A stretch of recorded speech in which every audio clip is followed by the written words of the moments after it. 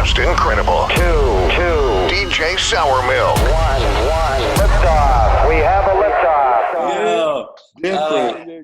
LA Leakers, man. Just incredible Sourmilk. We got the homies in here. Jay Worthy, Harry Fraud.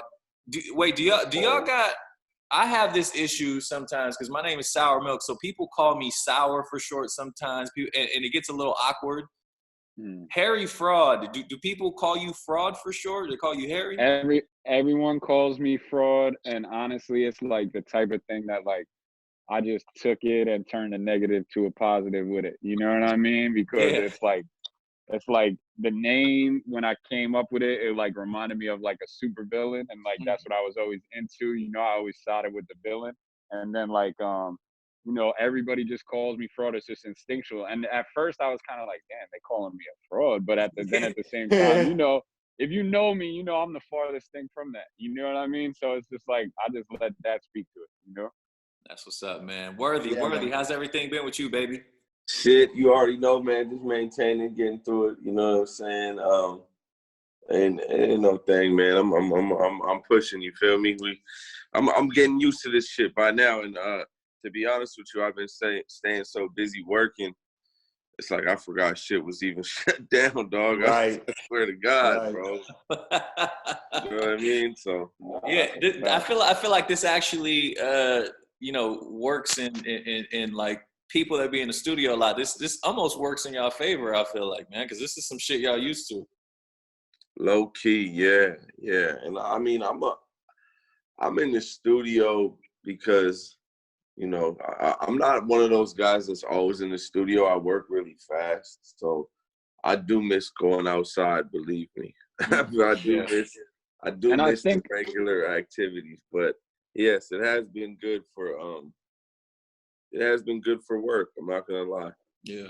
What were you gonna say? I also think you gotta live some life to fill up the inspiration. You know what I mean? So it's like it's cool. We're built for it, obviously, because, you know, like you said, we're used to spending long blocks of time inside. But at the same time, I think the things that kind of help you fill the creative tank are like, you know, just living life outside of the studio and outside of music. And I think in this situation, like I've gotten a lot done, of course, but you know, there are definitely times where I feel like, you know, I'm looking for that like little chunk of experience, you know, to like fuel my creativity. You know what I mean? Yeah. I think Jay the same thing, you know.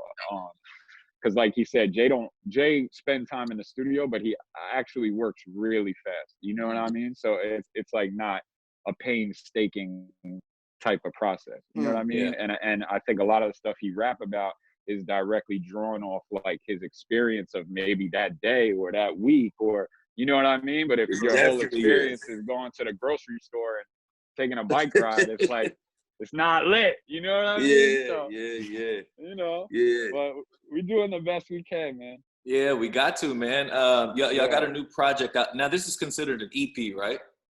Yes. Okay, so the new EP is called "Eat When You're Hungry, Sleep When You're Tired." How did y'all hook up for this project and decide to do an EP together? All right, yeah, I can answer that shit. I moved to New York.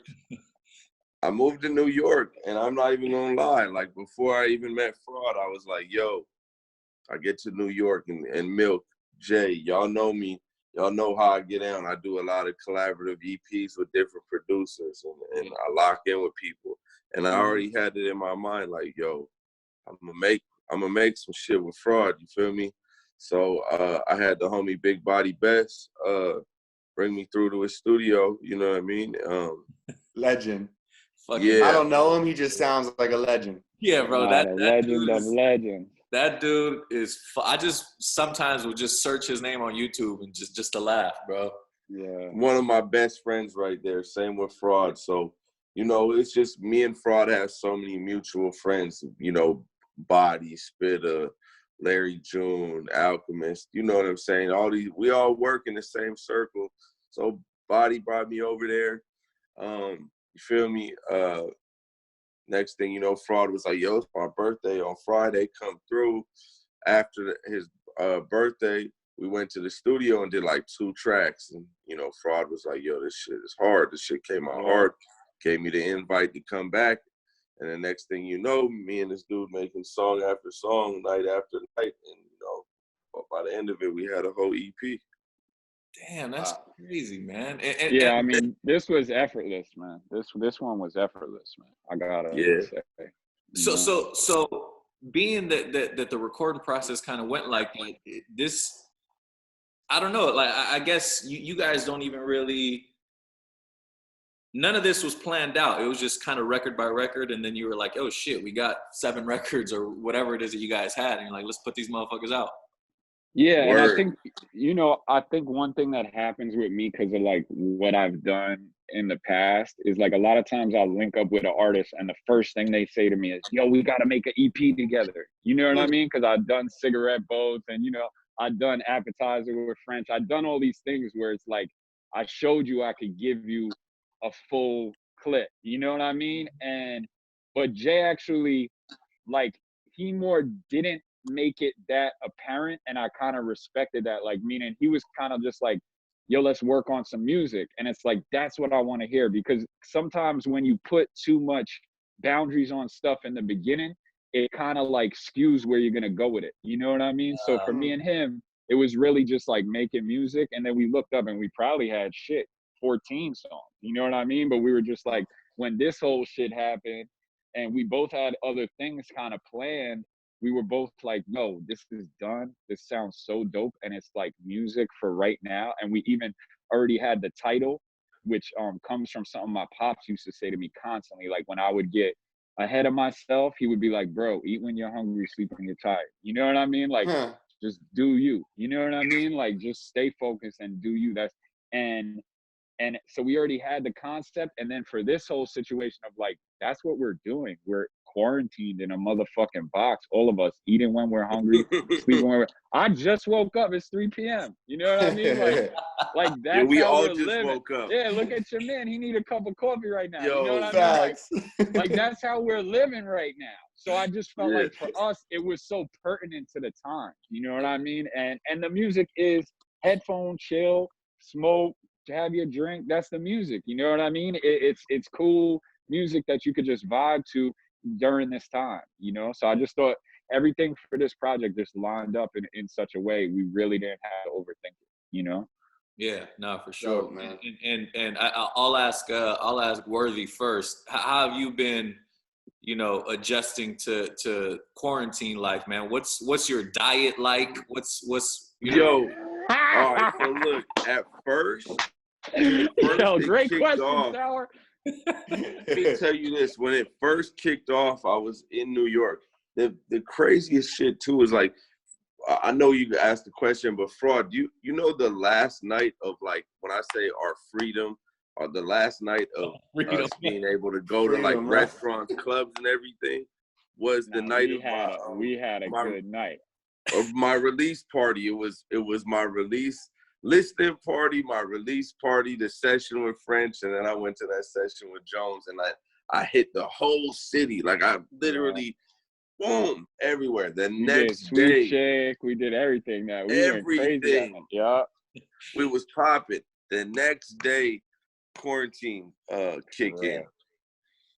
All right, so back to your question about my eating. I was like, man, fuck this. They took away fun from me. The deli downstairs for me, I'm buying all the fucking brownies, but all the bullshit, I'm eating bullshit. So my shit started off really bad, eating bullshit. Diet was horrible. Then I switched it up because I was like, yo, I'm gaining mad weight. This shit is crazy. And then I just started eating healthy and started moving around. And then I started, you know what I'm saying, riding my bike. Once I got back out west, and then yeah, man, and just like, you know, finding courts that you know, finding a hoop you know, at somebody's house that got one set up, or just, you know what I'm saying, and then just going on walks and just doing more exercise and shit like that, and just getting out, you know what I mean? But yeah, I adjusted and got my shit together. What about you, bro? Yeah, I mean, pretty kind of the same shit. Like when it first when it first jumped off, I was like, oh, all right, cool. I'm going to the liquor store. I'm getting 10 bottles of tequila. I got an ounce of mushrooms. I got tons of weed. I'm like, I'm wilding, you know? Like, I'm just like, I was just going crazy, you know? Like, just like, whatever. I got mad snacks in the crib. I just, and then like, yeah, probably like 3 weeks into it, I was like, there is no way you could sustain this, bro. You know what I mean? Because I'm just like waking up, like just feeling like a blob, you know? So then like the last like 5 weeks or so, I've been super on point, a million push-ups a day, jail shit, you know what I mean? Like just push-ups, Cheerios, coffee with no milk, you know what I mean? Like just trying to just kind of offset how little activity we're getting. Because I think for Jay, he's in Vancouver, so you know he can move around a little bit more outside. In Brooklyn, you can move around, but it's shaky. You know what I mean? Like you kind of got to pick your spot. So I've been taking walks and stuff like that, but that first couple of weeks, bro, I was wilding because I was just like, this sucks. I gotta have fun. You know what I mean? Low key, that's like for me when this shit first happened, bro. I went and stocked up crazy on frozen foods. Oh, I did the same thing. I did the same thing. Thinking, I was like, damn, dog, we ain't gonna be able to go to the grocery store. So now I got like a freezer full of fucking pizzas and hot. You got that Mama Celeste. Yeah. Mama Celeste. Yo, listen. Come on. I did the same thing. Man. Yo, I learned from Justin is like the king of the hungry man. Oh man. No. Hungry man dinner. Whoa. Yo, dinner. Shout out to my boy Rico. Eats them every day right in the deli. Yeah. hey, those shits go crazy on the low. Nah, they do, but you know that's a heart attack in a box, right? I had to slow down, Milk. I had to slow that down. He retired. That Salisbury steak. Yo. That's crazy. He said Salisbury steak. Dangerous. Crazy. Yo, hold on. So this question is for both of y'all. Let's say Trump gave you the option to you know, he was like, yo, quarantine will be over in a week, or I'm gonna give y'all this Rubik's Cube. You could finish, like, as soon as you finish the Rubik's Cube, you could go about your normal life. What will come first? You finishing the Rubik's Cube or a week in quarantine? I can't fuck with no Rubik's Cube, fool. I don't know that shit. Ever since a kid, that shit, nah, man. I throw that shit away. Like, man, fuck all that. So you just stay down for the week. I'm gonna stay down for a week, P. I'm already did it. I'm already. What? We already 2-3 months. Another week ain't gonna kill me. And I just ain't fucking with Trump at all. So he could tell me what I ain't even interacting with that motherfucker, man. I'll tell you right now, he ain't telling me a damn thing, bro. Oh God. Trump can't tell me nothing, boy. Nothing. Tell you that. He telling us what y'all think about the vaccine? Like, if that's like an annual shot, are we gonna be quick to do that, like right off top? Nah, I don't know, weird, man. Yeah, it's sketchy, man. I gotta say, you know, being from a family where, like, you know, my mother, she's a midwife, and a lot of, you know, a lot of medical people in my family and shit, right? And like, to me, like, I know you can't come up with no vaccine in 8 months, bro. You know what I mean? Vaccines take years to develop. Yeah. You know what I mean? And years to test. And I'm not one of those people that say, don't vaccinate your kids or do vaccine. That's your kid. You got to do whatever. You know what I mean? Like, meaning if that's your child, that's your decision. But me personally, I'm not going to rush to take something that they rush to develop. And, you know, we don't know what the long-term effects of that are going to be on our bodies, man. You know what I mean? And they do link vaccines to a lot of weird shit. You know what I mean? And I'm not saying they've saved a lot of lives at the same time. So I think it's something that we all got to approach with caution. But I think if it comes down to being the thing that allows us to continue to live and be around the world, we're going to have to, you know, figure that out. But I just think I urge people to just be cautious, man. You know what I mean? With anything that anyone's trying to give you. You know what I mean? Just because these people are official, whatever, cool. But you sticking a needle into my arm with some kind of situation in it. You know what I mean? So I think people got to be really careful, man.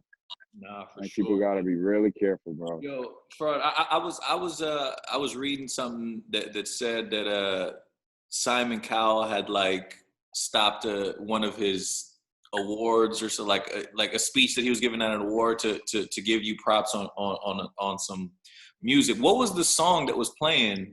Yeah, that was so wild. So that was shit. What year was that? That was probably close to 10 years ago, right? And I was really just getting on, and I was like making beats, and I had did music for the International Emmy Awards, right? Which is the television show where they give Emmys to international shows, right? And I had basically given them the music that people walked up to receive their awards.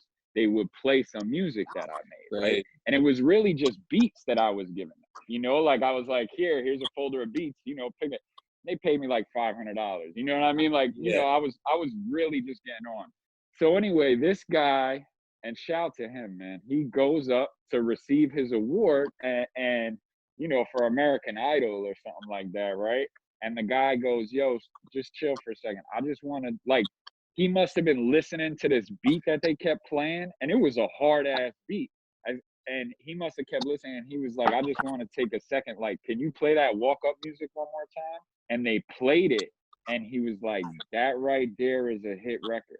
And he was like, I just want to take the second to acknowledge whoever made that music, because that's a special piece of music. Damn. You know what I mean? And do you still have it? Do I still have the music? Yeah, the beat. Oh yeah, of course. Yeah. So is that something that you could potentially sell to somebody? Or yeah, totally. It was just a license to them.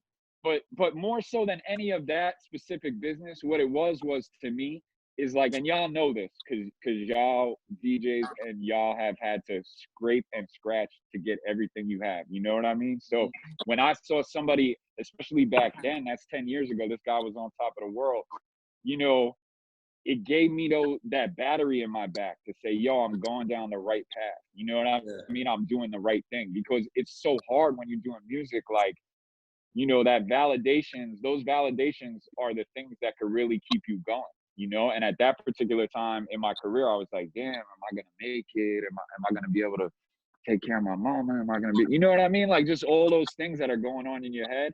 And that was like the thing that made me be like, yo, this guy hates everyone.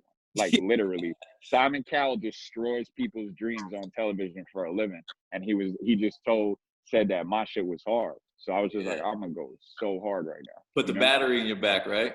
Super, bro. Super duper. Like, you know, it's those experiences, man, that really, you know, propel you to work harder. You know what I mean? They push you. You know? For sure, man. For sure. Worthy, what about you, man? Have you ever, you know, you go through moments where you just feel like shit ain't going right, and you're just like, bro, fuck all this music shit? All the time, and I'll be like, man, I'm gonna go back to the streets because that's where I know how to do shit at. But nah, you know, I didn't you know what I'm saying? I'm really actually comfortable and happy where I'm at in my career and happy the way things are going. I feel like everybody that I've almost wanted to work with, as far as producer-wise too, it's happened, you know what I mean? And it's happened on them reaching out to me for the most part. And I feel like at each project, I'm getting better with time. I feel like, you know, you can hear the growth in my music, and you know, I'm quite happy, to be honest with you, where I'm at with this shit. Yeah. Does it get annoying? Because I know we've had this conversation, like, you know, we've touched on it a little bit. Yeah. But just like people, you know, putting you in a box as far as sound wise, and like expecting a certain sound from you. You know what I'm saying? You know what? I think when I first dropped, like you you got to remember when I first dropped, I didn't even drop as Jay Worthy. I dropped as London Drugs. Yeah. So I think people really, pitching us to that sound of being like, okay, they do the 80s funk boogie type shit, which is cool, and that's my heart, and that's what you know what I mean? Like, and it's still London Drugs, and me and Sean still doing our thing. But I feel like Jay Worthy as an artist is versatile, and I feel like throughout the time I've been able to show people that whether I did a project with Al or I did one with Cardo, you hear a completely different sound with Fraud. You always gonna hear the funk in there because that's, like I said, that's my heart, and I'm a sample head. I listen to oldies all the time, so that's gonna come out in all my music. But in the beginning, for sure, I felt like that, but I feel like that. I feel like I've proved myself at this point that I can make all types of music. And wait till they hear the Jay Worthy solo project. You feel me? Yeah, for real. This is a versatile. This guy is so versatile, man. He don't even give himself the credit yet, but I know people gonna give him the credit because honestly, like, this guy is a real effortless songwriter, an effortless creative, and like, honestly, look at what he curates, man. Like his entire vibe is so to a T and so well thought out.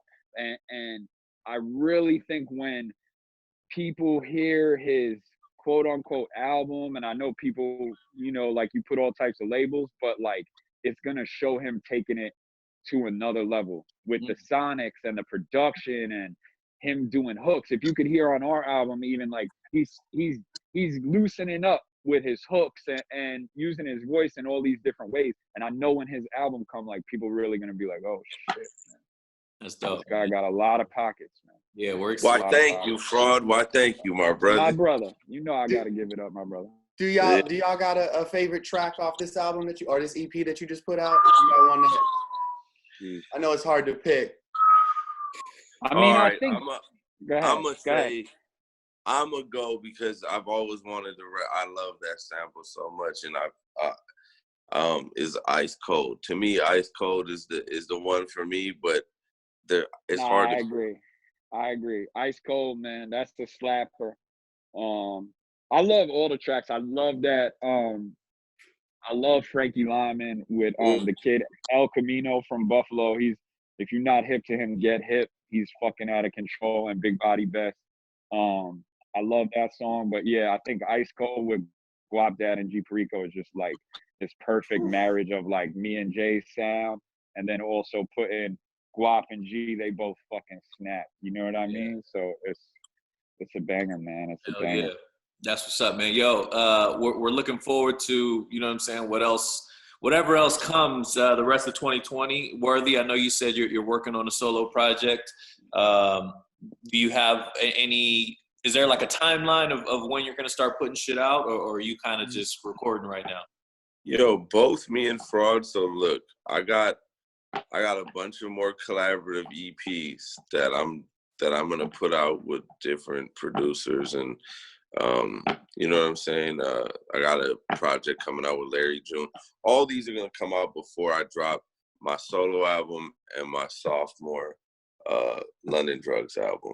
Those are like that's the finish line over there. But in the meantime, I'm making those a masterpiece. So you're gonna get shit to come out that's gonna keep you in tune, you know what I mean? And keep giving you different sounds with different producers. Like, I know y'all familiar with Dame Funk. I'm really excited about putting that one out next, you know what I mean? And Fraud, you know, I'll let him tell you, he got a bunch of projects too. He about to keep coming out on 2020. Dope. Yeah, Fraud, what you got lined up for the rest of the year, Fraud? Yeah, I mean, I think probably next, or I don't want to say this to say the schedule, but what I got is me and Benny finished Plugs I Met Part 2, so I produced that entire album, and that's a movie, you know, like that's I gotta say, like, it's really a movie, man. Like, I'm not gassing it. I promise you, like, it's some of my best work, it's some of his best work, and the OGs that kind of, you know, if you look at Plugs I Met 1, it's kind of showing it's got a lot of different artists coming and lending themselves to it, and the guys that showed up for this one, man, are really special, and we appreciate all of them. So I got that with Benny. That's totally done. And then, you know, before Lil Peep had passed away, we were working on a project. You know, that was my little bro. He used to come by my studio and just kick it with me, and we were working on a lot of music. So actually, during this quarantine, I got a chance to really finish all that music up and kind of finalize the project. And so I'm looking to get that out as soon as possible as well. You know, I mean, there's a lot of moving parts with that, but I'm confident that we're gonna be able to get it to the people. So those are kind of the two things that I'm focused on, but also, you know, I got a lot of production coming out on people's stuff, you know, on different albums. I don't want to give them all away, but you know, I'm gonna have a lot of production. But just that Plugs I Met Part 2, I promise. You know, be on the lookout. I promise, man. Nah, man. Trust me, we're excited, man. And you know, the new, like we said, the new EP is out. Jay Worthy and Harry Fraud. Sure. Go run them streams up, man. Go buy that shit on iTunes. It's called Eat When You're Hungry, Sleep When You're Tired. You know, it's a great little, what is it, 7 songs? Yeah, 7 songs. 7 songs, yes, sir. Yeah. You know what I'm saying? And the vibes are incredible, man. We appreciate y'all, you know, giving us something to hold us over while we're in quarantine, man, because this shit ain't easy. Nah, man. Vice versa, man. Appreciate y'all, man. Yeah. Real, man. We gotta. And you guys already know, man, whatever y'all need, you know what I'm saying? In LA leakers are here for you. Always have been. Appreciate y'all, man. My man, Home team shit. You already know. All right, my brothers, man. Love. Thank you guys. Love, all right, bro. y'all. Peace. All right, y'all. Peace. Peace.